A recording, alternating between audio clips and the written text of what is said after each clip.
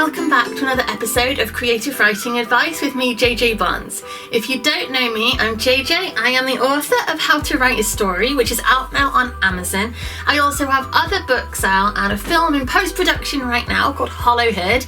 And I'm over here on YouTube. I'm trying to bring you the writing advice and techniques, story structure ideas, characterization things, stuff that I have found really helpful in my career to make me a better and more confident writer. My goal over here is basically I want to make people feel empowered to finally tell the stories that they've always wanted to tell, write that book, write that script. I reference pop culture, books, film, TV, things that I'm hoping you'll have heard of. I want it to be as accessible as possible. I just want to get more stories out into the world, and I'm hoping that that's what I can do here. So thank you very much for joining me for another episode. So today's video, I am going to be talking about setup and payoff in your story, how to write setup and payoff. And I'm going to be referencing the Disney film Big Hero 6. Now, if you haven't seen Big Hero 6, that's absolutely fine. What I'm going to do is give you a quick rundown of the plot, and then I'm going to explain about what setup and payoff is. So the plot of Big Hero 6 is a little boy named Hiro absolutely idolizes his big brother Tadashi. Tadashi is killed, so he wants to live up to his big brother, and he also wants to find out the reason he died and then avenge his death because he finds out he was murdered. Now, Tadashi's career was as a robotics engineer, and he was training. He had built Baymax. Now, Baymax is a robotic nurse who Hiro then adopts as his own after Tadashi's death. Together with his friends at the school, the robotics training school, they go on a quest to avenge the death of Tadashi and find out who the bad guy is, who is a guy in a mask who is using Hiro's nanobot technology to wreak havoc and destroy the world. So, I mean, that is a really basic plot rundown. Obviously, there's a lot more going on, but I'm going to probably explain some of it during the setup and payoff explanation. But watch the film and it'll all make sense.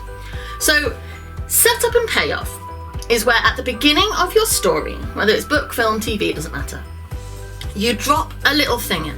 It's plot relevant, it doesn't stand out as a thing that you're doing, but if you hadn't done that, at the end of the film something wouldn't make sense. So it's a way of explaining a thing that's going to be relevant later. And it's a way of setting it up so something happens that is interesting in the moment, and then you pay it off later by making it really relevant to your story. So this is done throughout Big Hero 6 absolutely brilliantly. So I will give some examples. I'm going to talk as if you've seen the film because it's going to be really hard to explain all the stuff that's relevant. So what I'll do is I'll talk as if you've seen the film. If you haven't, maybe watch it before you watch this video. But to be honest, I'm going to be talking about how to use this in your own story anyway, so it might not matter too much. We'll see how it goes. So when our hero first auditions essentially to go to the robotics school, he introduces the world to his nanobots. So he creates these little tiny individual little sort of pyramid-y cone robots that individually are just a tiny thing, but you use a headpiece to control them, and you can control thousands of them. You can use them for construction or travel. They all move together like an organism made of tiny robots. At the introduction to these robots, he has a whole construction of lots of them, and he's holding one. Now, the one he is holding is doing this. It's wiggling, it's trying to get to the rest. And this means that later on, when they have got one of the nanobots and it's tapping away trying to get somewhere, you know why. You know why it's trying to get to the rest. So when Baymax picks it up and in the dish follows it like a compass, it makes sense. That was set up at the beginning, that the robot likes to get to the rest of its robots. So when that is happening, you understand why. Now here's another brilliant bit of setup and payoff. When Hiro is first introduced to the gang at the nerd school, all Tadashi's friends, you are shown their superhero incarnations for later straight away. It's right there. You have the bicycle wheels that she's making, the really thin, super speedy, fast ones that she can whip across the room and they vroom, and she's like, no, they're not fast enough yet. You are shown that that is going to be part of her later identity because she's going to ride the super fast bike. When you meet Fred, he's in the big lizard costume and he talks about how he wanted Honey Lemon to make him a potion, a chemical, science potion to turn him into a fire-breathing lizard. So when his superhero identity is created at the end, he is, of course, in a big fire-breathing lizard suit.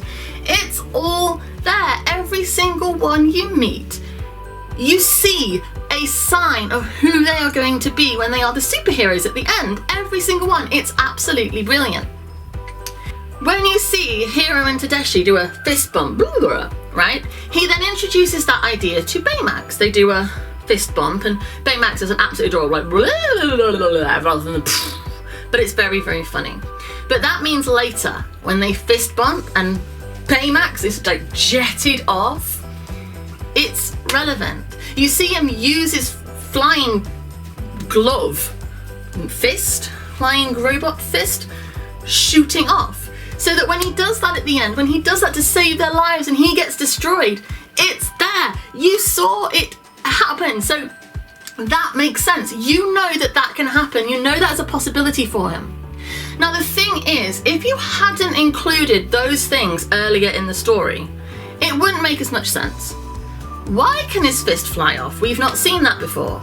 Make sure it's in earlier. Where have all these ideas come from? Where has all this tech come? Where have the bikes come from? Where have the lasers come from? Why is he a fire-breathing lizard? It's there. It makes sense. And this is what you have to remember for your own story. Anything that you do at the end, seed it. Set it up earlier in your story. The sooner it is set up, that it'll be in your audience's mind. So when it happens later again and it's relevant to the climax of your story, it makes sense.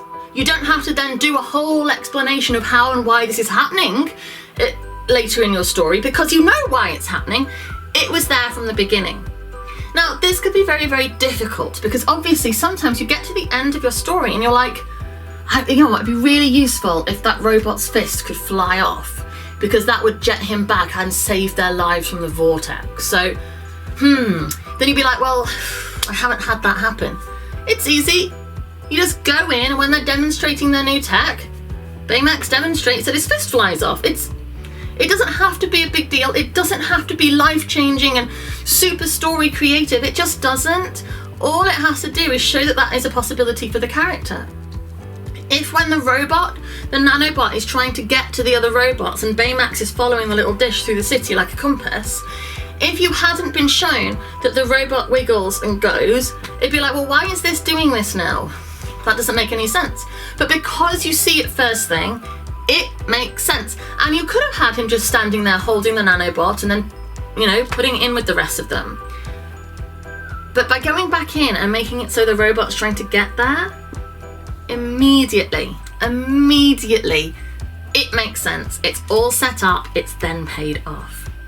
And what this does for your story, it makes your audience, A, feel like you knew what you were doing from the beginning. And essentially, we as writers are just making it up as we go along. You might know what you want your climax to be, and you might have ideas of how you're going to get there. But everything that happens, you've made it up. You've done this yourself. And you probably aren't in control of every single moment of your story. I'm not when I write. I'm not planning the entirety of every chapter. So sometimes I'll write myself into a situation where I'm like, well, this would be really useful to happen. It would make the story right now better, and it would get me out of whatever situation I've written myself into where something needs to happen, like a flying robot fist. But without the setup earlier on, it wouldn't make sense.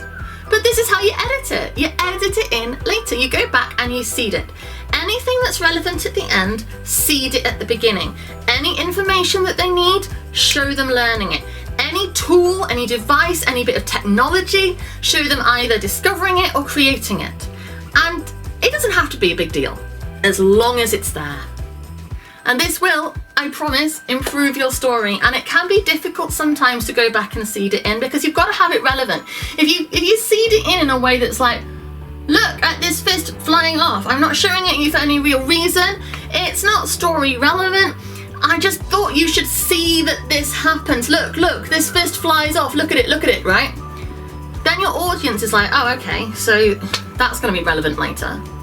Which isn't on of itself bad, but it ruins the element of surprise. What is brilliant is the satisfaction of seeing it. Like, oh, brilliant.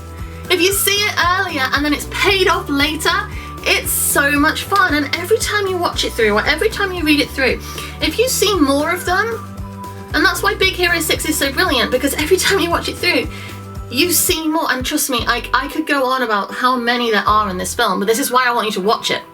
Because watch it through once, remember the climax, then go and watch it from the beginning again and notice all the seeding, all the setup that happens from the very start.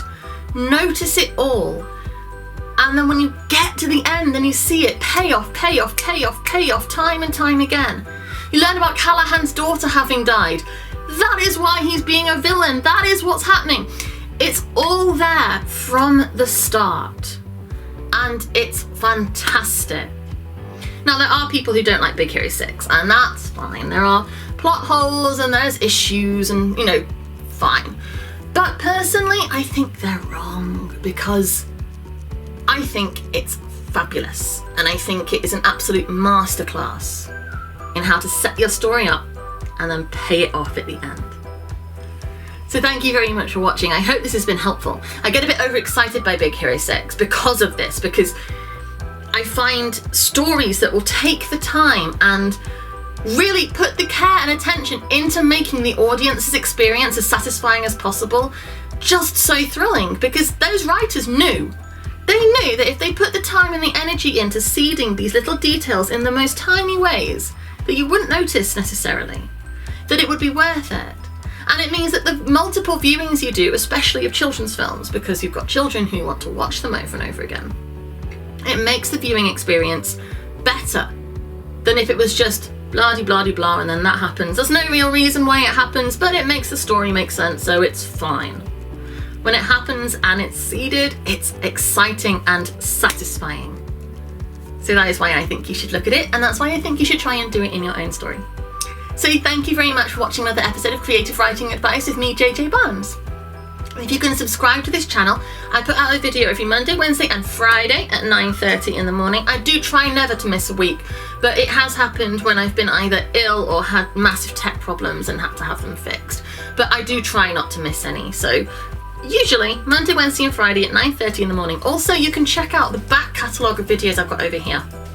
I have a whole playlist of videos I have done specifically for children to encourage children into creative writing. I also have videos I've done with my writing partner, Jonathan McKinney, where we both talk about our ideas about things, and they're a bit longer usually, talking, because it's two people discussing writing rather than just me. And there's also videos about our upcoming film Hollowhead. We've got some behind the scenes stuff and some interviews with the cast. So yeah, check it out. There's loads over here. If you love writing and you love stories, hopefully this is the channel for you. If you go to my website, which is jjbarnes.co.uk, you'll find links to all of my work, all the books I've written, the film and TV stuff I've got going on, as well as my photographs and my art. There's also all my social media. Come and talk to me. I'm on Facebook, Twitter, Instagram.